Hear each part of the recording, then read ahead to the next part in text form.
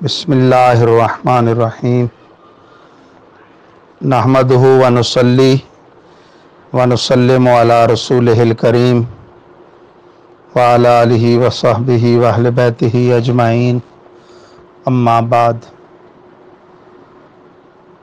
جملہ شرکائے طبیب کورس و طبیبہ کورس، جملہ خواتین و حضرات،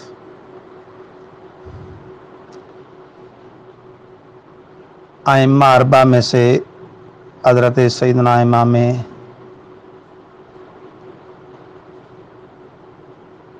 محمد بن ادریس شافعی مطلبی کا مشہور زمانہ قول ہے: العلم علمان، علم الادیان و علم الابدان۔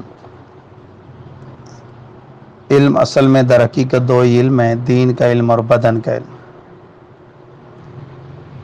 ایز اے مسلم جس دین کا ہم کلمہ پڑھتے ہیں اس کا ضروری علم سیکھنا ہم پر فرض عین ہے، اور یاد رکھیں پورا عالم ہونا یہ فرض کفایہ ہے۔ اگر پورا علاقہ کسی جگہ عالم سے خالی پایا گیا تو سب کے سب علاقے والے گناہگار ہوں گے، اور آپ دیکھیں علاقے کے علاقے اس چیز سے خالی پڑے ہیں۔ تو جو آدمی کسی علاقے میں عالم بنتا ہے، پورا عالم، وہ دوسروں کی طرف سے فرض کفایہ ادا کرتا ہے اور سب کو گناہگار ہونے سے بچاتا ہے۔ یوں لوگوں کو اس کا احسان مند ہونا چاہیے، نہ یہ کہ علماء پر باتیں کرنی چاہیے۔ دوسرا بدن کا علم۔ علم دین اپنے تقدم، شرافت، بزرگی کی بنا پر یقیناً مقدم ہے، لیکن بعض ضرورتوں کی بنا پر علم بدن جو ہے اس کو تقدم حاصل ہے کہ اچھے بدن ہی میں اچھا دماغ ہوتا ہے اور وہ اچھے طریقے سے علم دین حاصل کر سکتا ہے۔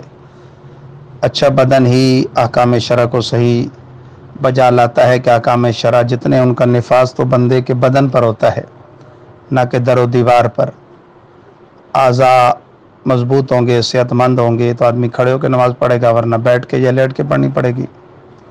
افعال حج بھی تب بھی صحیح ادا کر سکتا ہے کہ اس کے بدن درست ہوگا، ورنہ ویل چیئر پہ یا کوئی کندھے دے کے یا پکڑ کے وہ کروائے گا۔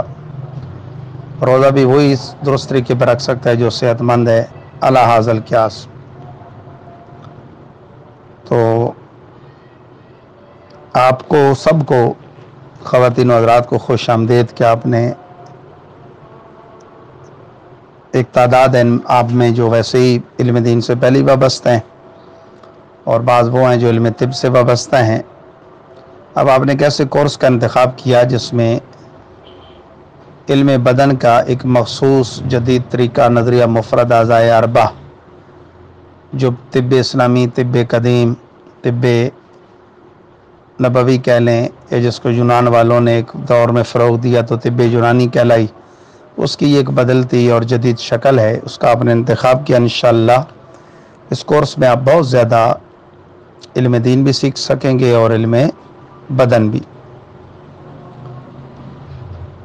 اتفاق سے آج پہلا درس ہے اور مجھے موسمی بخار ہے، گلا بھی خراب ہے، تو بہرحال میں نے کہا آج 1 اگست بھی اور پیر شریف ہم آغاز کریں۔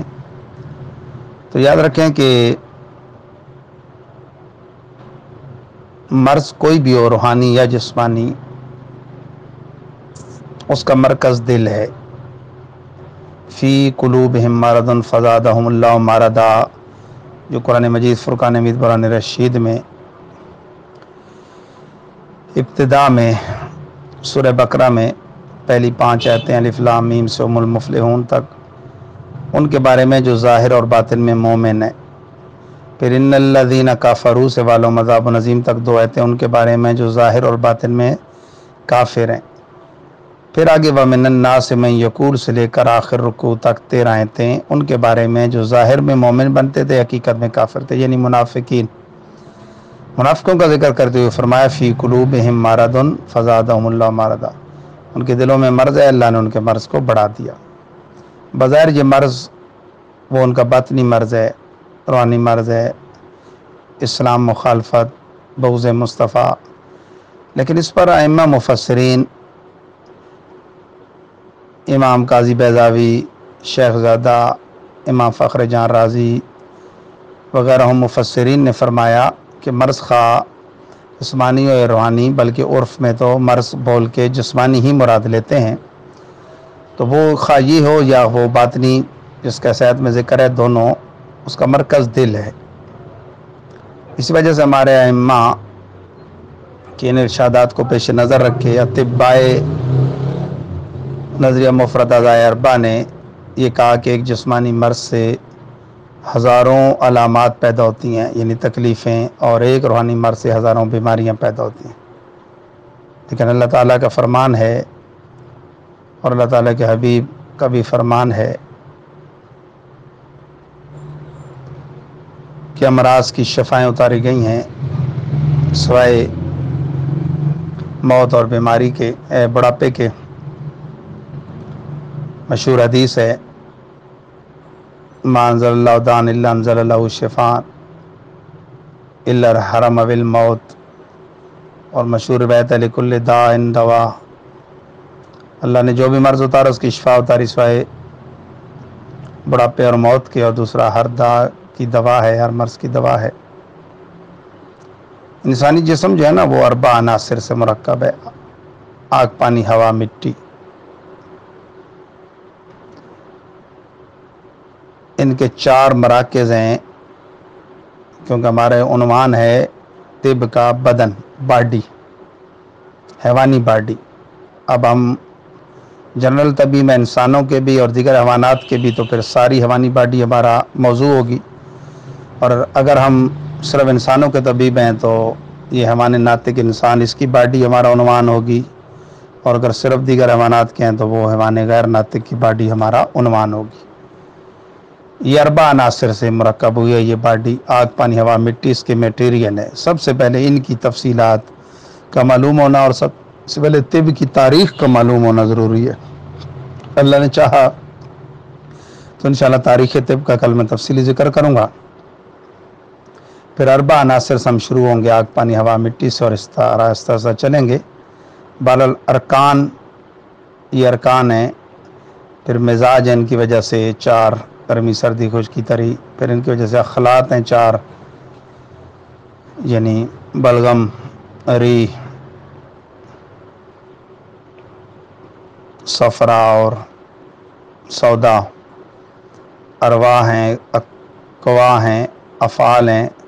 تو یہ سب قانون مفرد اعضاء اربعہ پر تقسیم ہے، آگ، پانی، ہوا، مٹی پہ۔ قرآن مجید کے اصولوں اور طب نبوی سے ہر مرض کا شافی اور مکمل علاج بالغذاء بغیر آپریشن دریافت کر لیا گیا، علاج بالغذاء بھی، علاج بالدوا بھی۔ حدیث پاک میں جو صحیح بخاری کی حدیث ہے، ان فی الجسد لمضغۃ، ان فی الجسد لمضغۃ اذا صلحت صلح الجسد کلہ واذا فسدت فسد الجسد کلہ۔ بے شک جسم میں گوشت کا ایک لوتھڑا ہے، جب وہ درست ہوا تو سارا جسم درست ہوا، اور جب وہ فاسد تو سارا جسم فاسد۔ الا وہی القلب، خبردار وہ دل ہے۔ یہ حدیث علم نفس کو ظاہر کرتی ہے، یعنی جسمانی اور روحانی مرض کا اثر دل پر ہوتا ہے۔ یہی وجہ ہے کہ اطباء نظریہ مفرد اعضاء اربعہ 4 انگل سے بائی نبض کو دیکھتے ہیں، ہڈی کا جوڑ جو انگوٹھے کے بالکل ساتھ ہے وہاں رکھ کے، کہ یہ ایک شریان ہے جو دل تک جاتی ہے، دل کی باتیں بتاتی ہے، اور نظام فطرت کو علاج بھی زیادہ مقبول ہے، یعنی تری پر خشکی پیدا کر کے اس کا علاج کرنا، اور خشکی پر تری، گرمی پر سردی اور سردی پر گرمی پیدا کرنا، یہ ہے فطری علاج۔ کمزور جو مریض ہوتے ہیں، غیر طبی، بڑھاپے کا شکار، سوکھے، بالکل بوڑھے بوڑھے، ان کی رطوبتیں پیدا کر کے انسان کا فطری مزاج قائم کیا جائے تو وہ تندرست ہو جاتا ہے۔ یاد رکھیں بچے کا جو قدرتی مزاج ہے وہ اعصابی معتدل ہے، اور بالغ مرد کا عضلاتی معتدل، عورت کا قشری معتدل، اور بوڑھوں کا مخاطی معتدل۔ بچہ یا خواہ یعنی مذکر ہو یا مؤنث اعصابی معتدل، یعنی اس میں تری اعتدال پر ہوتی ہے، اگر وہ نہ ہو تو وہ صحت مند نہیں ہوتا۔ بالغ مرد کا عضلاتی معتدل، یعنی اس میں ایسا جلد خشکی ہے جو کار فرما ہے، جس سے اس کے خون کا جوش رہتا ہے۔ عورت کا قشری معتدل، یعنی حرارت والا، اور بوڑھوں کا مخاطی، خواہ مرد ہو یا عورت، یہ معتدل مزاج بنا دیا جائے تو وہ صحت مند رہیں گے۔ اور یہ نظام قدرت ہے کہ فطری غذا، دوا اور اعمال صالحہ سے صحت قائم رہتی ہے، غیر فطری غذا اور دوا یعنی کیمیکل اور اعمال سیئہ سے بیماریاں لگتی ہیں۔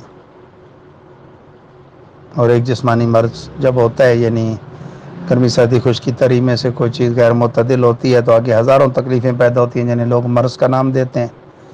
اسی طرح ایک روحانی مرض سے ہزاروں اس طرح کی بیماریاں اور علامتیں پیدا ہوتی ہیں۔ تو بنیاد جو ہے وہ قلب ہے۔ قلب کا معاملہ روحانی وجہ سے بھی بہت متاثر ہوتا ہے اور جسمانی وجہ سے بھی۔ تو نفس کی بات تو بہت بعد میں جا کے انشاءاللہ آئے گی۔ بنیادی طور پہ ایک تو کل ہم نے انشاءاللہ تاریخ طب کہ کون سی طب دنیا میں متعارف ہیں اور ان کی کیا کیا حقیقت ہے، اور نمبر 2 ارکان ارباق، پانی، ہوا، مٹی، ان کی ترتیب کیا ہے، ان میں کون پہلے پیدا ہوئی کون بعد میں، اور ان کا کیا فنکشن ہے نظام کائنات اور کارخانہ قدرت میں، اور بدن انسانی میں کے مراکز کیا ہیں اور ان کا کردار کیا ہے۔ اللہ تعالیٰ ہم سب کو سمجھ کی توفیق